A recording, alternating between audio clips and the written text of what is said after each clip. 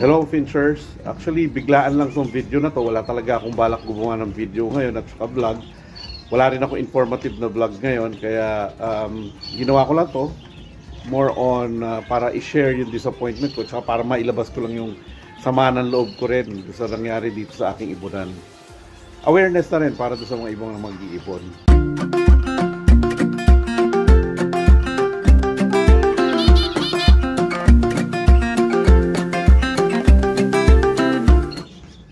So nandito pa naman yung ibunan ko, pero kung mapapansin nyo, medyo significantly marami nang nabawas ng mga kulungan at saka mga ibon. Nagtira na lang kasi ako ng mga ilang pares na tatago talaga. Meron akong tinirang shafttail, owl, star, tapos may mga konting society, Goldians, at saka may DFT, at saka may mga konting excess pa. Pero yung mga breeders na to, yan yung mga plinano kong iwanan dahil masisipag yan at saka medyo magaganda magbigay yan at saka masisipag maglabas ng itlog. Not necessarily sila naglilimlim, kaya nagtira ako ng society finches. Pero ang nangyari kasi, kaya disappointed ako ngayong araw na to, meron ako rito sa taas na ginagamit na parang flight cage, triple cage siya, pero ginagamit ko siya as flight cage para do sa mga natira kong mga Goldians, tapos mga walang kapares na mga shafttail, owl, yan. Kasama dyan nandito sa flight dati, yung DFT na yan. May kapares yan. Ang kapares niyan is ganyan rin ang kulay, pero red rump. Ito kasi orange rump to eh. Matagal na sa akin yung pair na yan. Tapos, kagandahan sa pair na to is pareho silang split phone. Kaya, nakailang beses rin naglabas to ng split, ng phone na inakay. Napalaki ko rin naman. Minsan normal yung linalabas, minsan phone. Pero, para sa mga hindi nakakaalam, yung phone kasi na kulay ng DFT, yung mutation na yon is medyo bihira. Rare nga kung tutuusin dahil madali makapagpalabas ng silver, ng normal. Pero yung phone, medyo limited lang or medyo konti lang yung alam kong nakakapagpalabas nun. Kaya medyo talagang linano ko na itira tong pair na to sa lahat ng mga natitira kong pair ng DFT. So ito na nga nangyari. Diyan ko linalagay. Napansin ko na yung DFT pair ko, madalas na silang mag-mate at saka pumasok sa nest box. Specifically, ang nest box na yan, yung nasa dulo. Lagi na silang pumapasok dyan para mag-mate at saka siguro, nesting rin, ganyan. So, pinabayaan ko na talaga sila. Sabi ko, mukhang nasa kondisyon na dahil matagal ko rin silang pinahinga. Pero, imbis na ilipat ko sila sa ibang mga individual cages ko na CPU, since triple cage naman to, ang ginawa ko na lang is ginamitan ko na lang ng divider. So, dinivide ko yung isang cage na yan, hiniwalay ko sila magpares para hindi na sila maggambala ng mga ibang ibon rito, mga Goldians at saka yung mga ibang excess. So, yan, tuloy-tuloy na silang pumapasok dyan. Kahapon ko ginawa yan, pumapasok yung hen. Tuloy-tuloy na sila nandyan. Pero since Sunday ngayon, medyo gusto ko magpahinga, kaya hindi ako bumangon kaagad at hindi ko chinek kaagad tong ibunan ko, which is hindi ko naman normally ginagawa. Kataon lang na ngayong araw, medyo sabi ko may pagkain naman at saka merong tubig lahat ng mga ibon ko.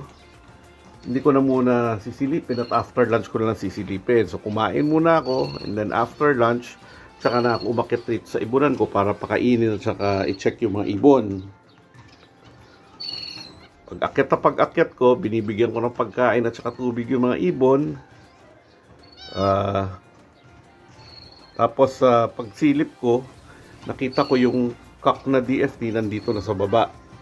Pasensya na kayo, medyo madumi dahil hindi pa ako naglilinis ngayon dahil biglaan nga itong vlog na to.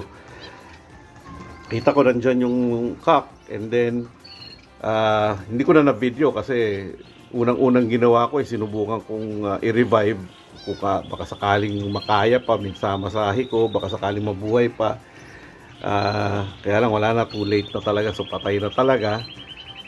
Ngayon ko lang naisipang i-video na nung medyo nakapag-settle na. Tapos na-realize ko na kaya pala namatay is hindi ko nabigyan ng pagkain.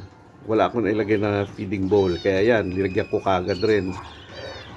Kaya ako hindi nalagyan ng feeding bowl dahil yung triple cage na yan, dito sila kumakain. Silang lahat. Marami akong maglagay ng pagkain dyan para sigurado hindi sila magugutom. Kaya lang, nung linagyan ko ng divider, hindi ko siya nalagyan ng sarili niyang feeding bowl. So, kagabi ko ginawa yon dahil nga mabilisan lang rin, gusto ko lang na ihiwalay.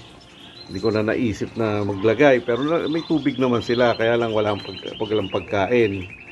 So pag check ko kanina, patay na yung isa dahil nga nagutom. Sayang, healthy pa naman yon. Tsaka barako na talaga yon. Tsaka talagang pair na talaga sila na ito, proven pair na sila na itong hen na to.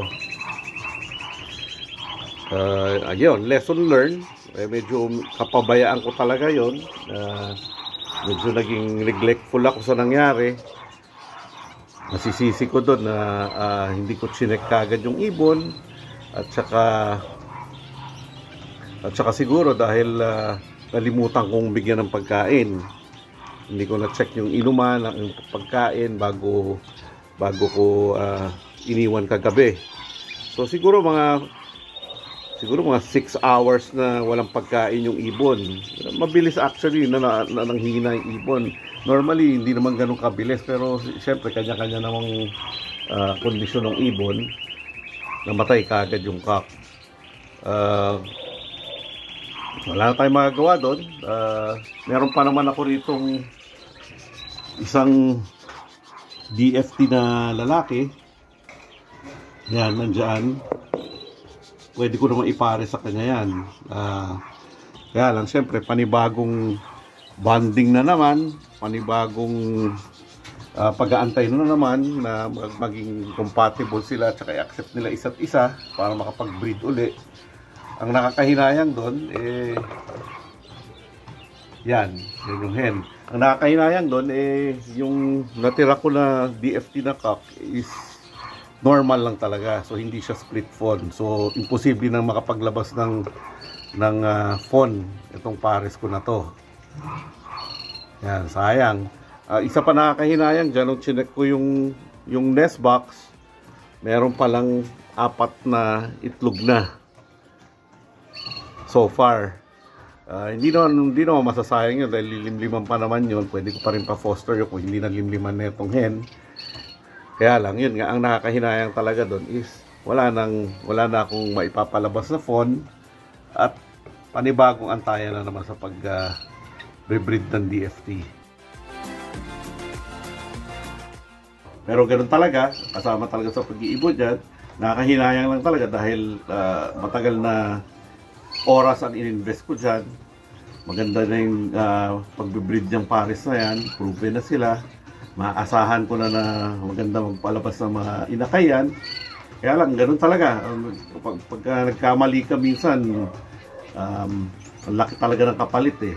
Kaya ang payo ko talaga sa mga mag-iibon, siguraduhin nyo talaga na may tubig at saka pagkain lagi yung mga ibon nyo. Lahat ng mga pangangailangan para hindi mangyari sa inyo ito nangyari sa atin. Wala na ako masasabi iba, yun lang talaga. Payo ko lang talaga sa inyo is i-check nyo lagi yung mga alaga nyo. Okay, so sa susunod na lang uli mga finchers, sa susunod mag-vlog na tayo uli ng mga informative videos. Paalam.